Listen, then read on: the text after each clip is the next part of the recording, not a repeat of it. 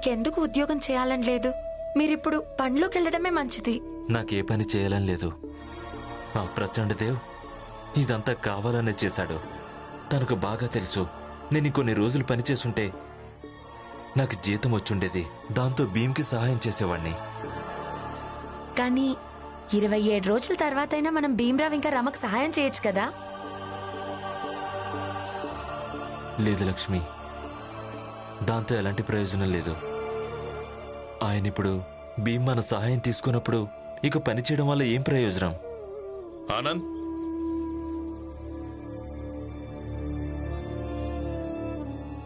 ఇరవై 27 రోజుల్లో జీవితం ఏం అంతమైపోదు.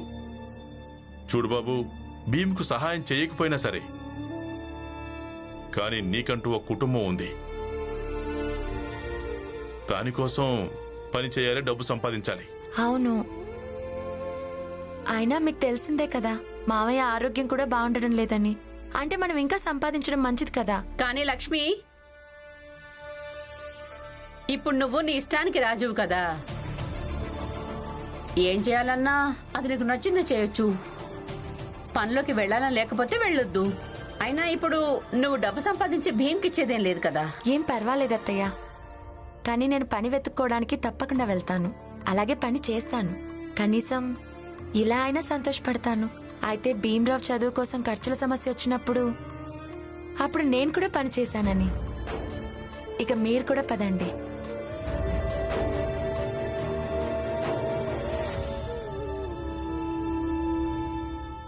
వెళ్ళండి, మీరు పడుకోండి. నేను మీకోసం అల్పాహారం తీసుకొస్తాను. నాకు తినాలని లేదు, ఆకలి లేదు.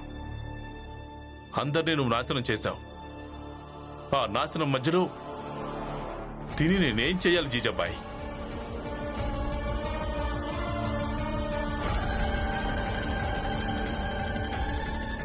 లేదు జీజాబాయ్,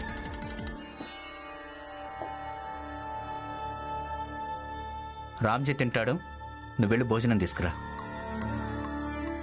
రామ్జీ, బతకడం కోసం తినటం చాలా అవసరం. ఇలా తినకుండా ఉంటే ఎలా బతుకుతావు చెప్పు? లేదు పురంజన్, నిజం చెప్పాలంటే నాకు బతకాలని అనిపించడం లేదు. ఎందుకు ఇలా మాట్లాడుతున్నావు రామ్జీ? నువ్వింకా బతకాలి, చాలా ఏళ్ల దాకా బతకాలి. పైగా నువ్వు భీమ్ బారిస్టర్ చదవటాన్ని చూడాలి. తను ఇలాంటి ఎన్నో సవాళ్లను ఎదుర్కొని విజేత కావటం మనమందరం చూడాలి రామ్జీ. అందుకే చెప్తున్నాను, తినటం చాలా ముఖ్యం. జీజాబాయ్, తినటానికి ఏమైనా తీసుకొని రా. రామ్జీకి నేను తినిపిస్తాను. రామ్జీ, ధైర్యంగా ఉండు.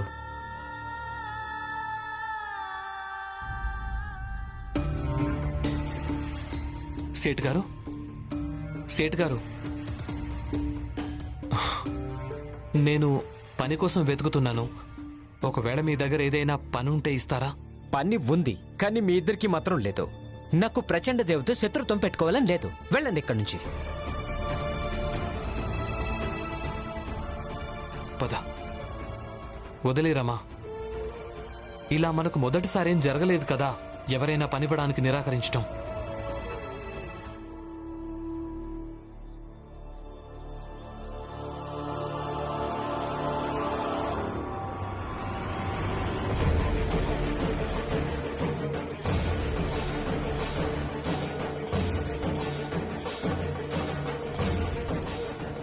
ఆగండి, అసలు మీరేం చేస్తున్నారు? మీరిలా మా వైపు పరిగెత్తుకుంటూ ఎందుకు వస్తున్నారు? మేము నరోత్తమ్ జోషిని వెతుకుతున్నాం. పద. పదరామా.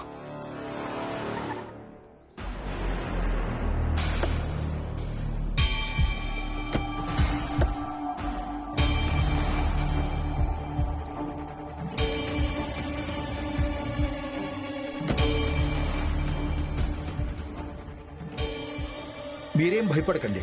నా మనుషులు నరోత్తమ్ జోషి కోసం వెతుకుతున్నారు. మీరిద్దరూ పని కూడా వెతుకుతున్నారు కదా. మీరు ఒక పని చెయ్యండి, ఇక మీరు వెళ్ళండి. నేను సాయంత్రం మీ ఇంటికి వస్తాను.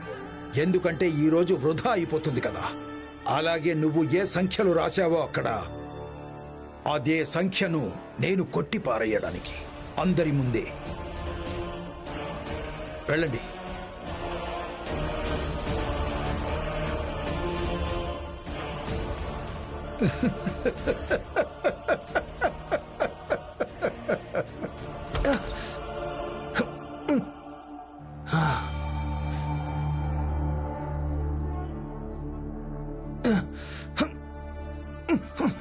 ఏంటి బాబాయ్ ఇది? బాబు కాస్త తిను బాబు. ముందు ముందు మీరు నా కట్లు ఇవ్వండి. నేను మీ అన్న కొడుకుని. మీరు నా విషయంలో ఇలా వ్యవహరిస్తున్నారేంటి?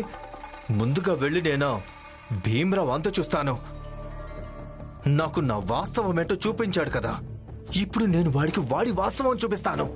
నాకు వాడి మొహం చూడాలనుంది. వాడి తండ్రి వాడిని చదివించడానికి నిరాకరించాడు. అప్పుడు వాడికి ఎలా అనిపించిందో ఇక వాడు ఎలా చదువుతాడు? ఆ? ముందు నా కట్లు విప్పండి. తెలుసా నీకు, ప్రచండదేవ్ మనుషులు నీకోసమే అన్ని చోట్ల వెతుకుతున్నారు. నేను మీ అన్న కొడుకుని. ఎవరు ప్రచండదేవ్కి భయపడే రకం కాదు నేను. నువ్వు భయపడవు, కానీ నీ గురించి నేను భయపడుతున్నాను. ఇదిగో కాస్త తిను, అలాగే ప్రశాంతంగా ఇక్కడే ఉండు. నోరు తెరువు, తెరువు నోరు.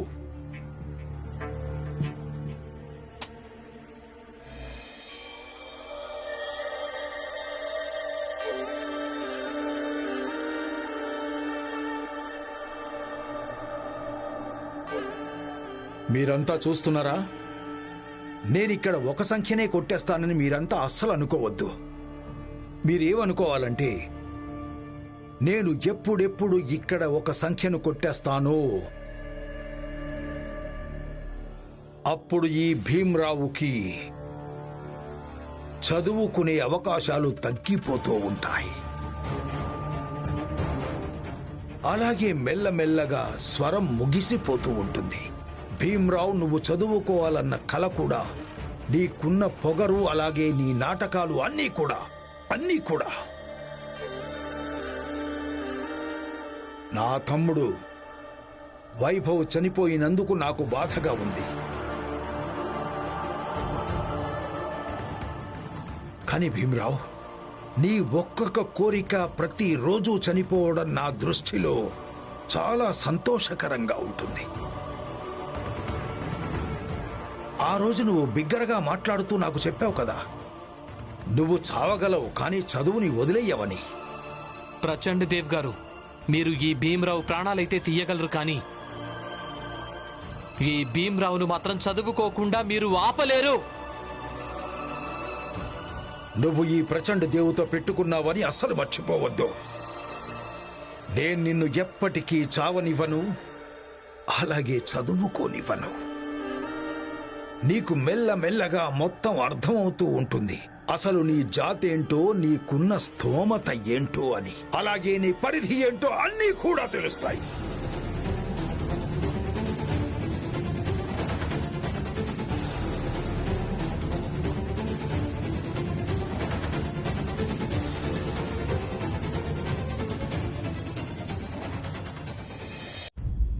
నువ్వు ఈ ప్రచండ దేవుతో పెట్టుకున్నావని మర్చిపోయినట్టున్నావు భీమ్రావు. నేను నిన్ను ఎప్పటికీ చావనివ్వను, అలాగే చదువుకోనివ్వను. లేదు, నేను నా కలలు ఇలా చెదిరిపోవటాన్ని చూడలేను. నా కలలే నాకు గుర్తింపుగా మారతాయి. నా దగ్గర ఏమేముందో అదంతా అమ్మేస్తాను. అలాగే ఏదో ఒక రకంగా డబ్బులు పోగు చేస్తాను.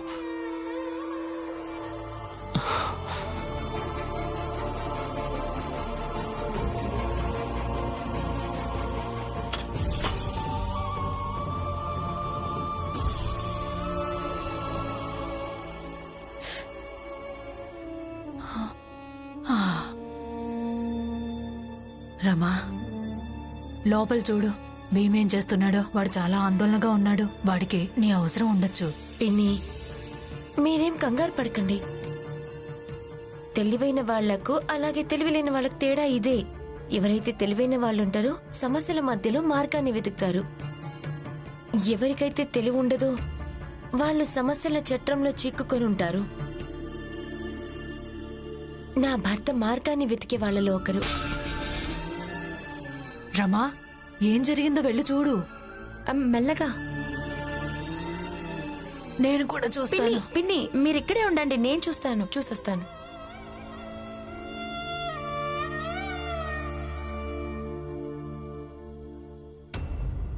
అయ్యయ్యో, ఎక్కడికి? ఎవరి కాళ్ళు చేతులు సవ్యంగా ఉన్నాయో వాళ్లే భీమ్కి ఎలాంటి సాయం చేయలేకపోతున్నారు. ఇక మీరేం చేస్తారు? నేను మా భీమ్ కోసం ఏదైనా చెయ్యగలను. ఇలాంటి పరిస్థితుల్లోనా?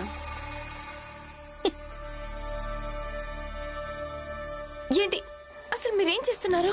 రమ, ఈ బట్టలన్నీ అలాగే ఇంట్లో నా సామాన్లు ఏమేమి ఉన్నాయో అవన్నీ అమ్మేస్తాను. అలాగే వాటితో డబ్బులు పోగు చేస్తాను. నాకు డబ్బులు కావాలి. నేను ఏదో ఒకటి చేసి డబ్బులు పోగేస్తాను. నా కళలన్నీ ఇలా నా కళ్ళ ముందే చెదిరిపోతుంటే నేను చూడలేను రమా. నేను చదువుకోవాలి. నేను ఇంకా పై చదువులు చదువుకోవాలి. మీరు మీకున్న బట్టలన్నీ అమ్మేసి, ఉన్న సామానంతా అమ్మేసి 25 రూపాయలు పోగు చేయగలరా? నాకు తెలీదు నేను ఎంత డబ్బు పోగు చేయగలను. ఎంతో కొంత వచ్చేస్తాయి కదా. ఇప్పుడు నువ్వేం చేస్తున్నావు?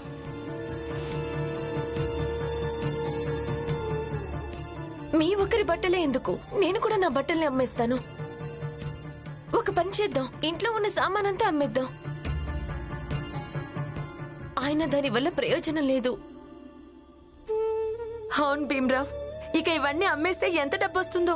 వాటి వల్ల ఏ ఉపయోగం ఉండదు. మరి నేనేం చెయ్యాలి? డబ్బులైతే కావాలి కదా వదినా. మీరే చెప్పండి, నేనేం చెయ్యాలి?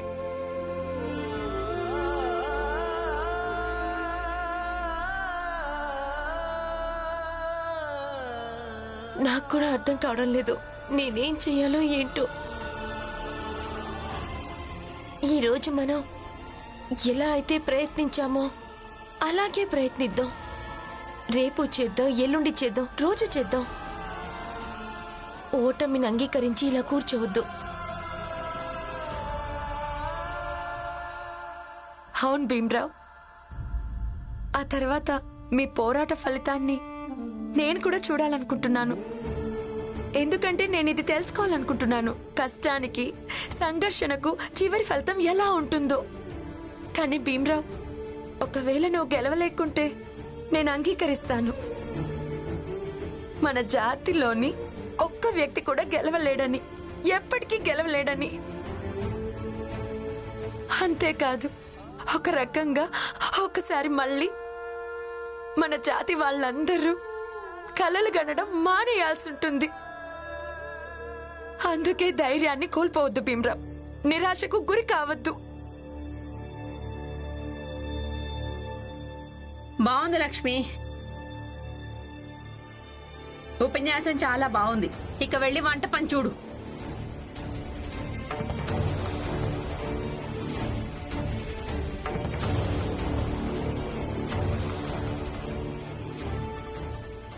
ఇలాంటి కష్టకాలంలో నేను భీమ్ చెయ్యి వదిలేశాను.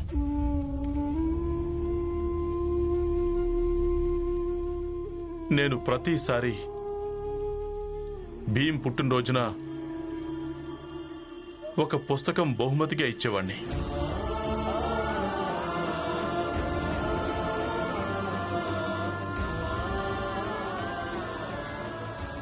ఈసారి అది కూడా ఇవ్వలేదు.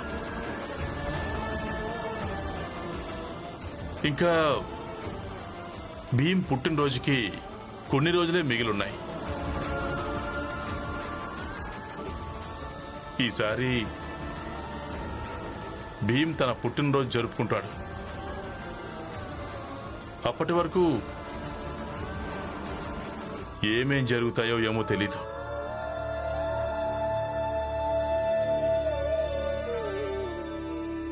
ఈ రామ్జీని అలాగే తన కొడుకు భీమ్ను బాధలో చూస్తుంటే ఎంత సంతృప్తిగా ఉంటుందంటే అంత సంతృప్తి నాకు ఇంకెందులోనూ లభించదు. నాకే విషయంలో బాధగా ఉందంటే రామ్జీ, మనం ముగ్గురం భీమ్ కంటే పెద్దవాళ్ళం. అయినప్పటికీ కూడా మనం ముగ్గురం కలిసి కూడా భీమ్కేం చేయలేకపోతున్నాం. నిజమే బాబాయ్. మా అమ్మ మమ్మల్ని వదిలేసి వెళ్ళినప్పుడు ఏం చెప్పి వెళ్ళిందంటే, ఆనంద్, నువ్వు భీమ్ను జాగ్రత్తగా చూసుకోవాలని. ఆనంద్, చదువు మీద దృష్టి పెట్టు. దాంతో పాటు భీముడు కూడా జాగ్రత్తగా చూసుకో. బాలా అన్నయ్య ఎప్పుడు భీమ్కు సహకరించలేదు, కానీ ఎప్పుడు అంటుండేవాడు, ఆనంద్ ఉన్నాడు కదా, భీమ్కు తోడుగా వీడుంటాడని.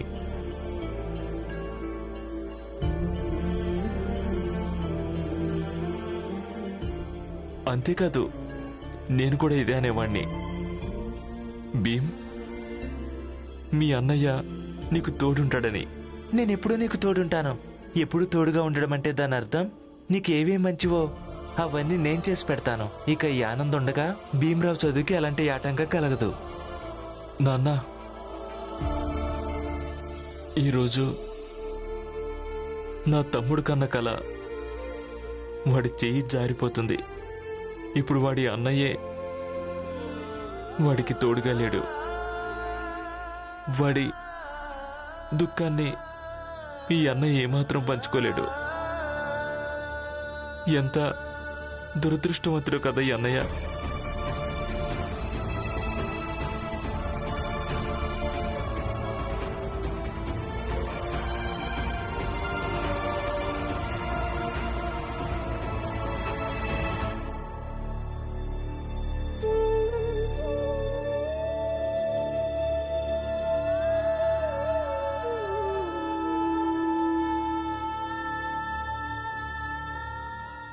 ఆనంద్, మనం వాడి చదువుకి సహాయం చేయలేము, కానీ వాడి దుఃఖాన్ని మాత్రం తగ్గించగలం కదా. కానీ ఎలా రామ్జీ? రమా, ఇప్పటికీ నాకు అర్థం కావటం లేదు. అంత డబ్బు ఎక్కడి నుంచి తీసుకొస్తాం? ఏదో ఒక దారి ఖచ్చితంగా దొరుకుతుంది. మీరు మాత్రం బాధపడకండి, అస్సలు బాధపడకండి.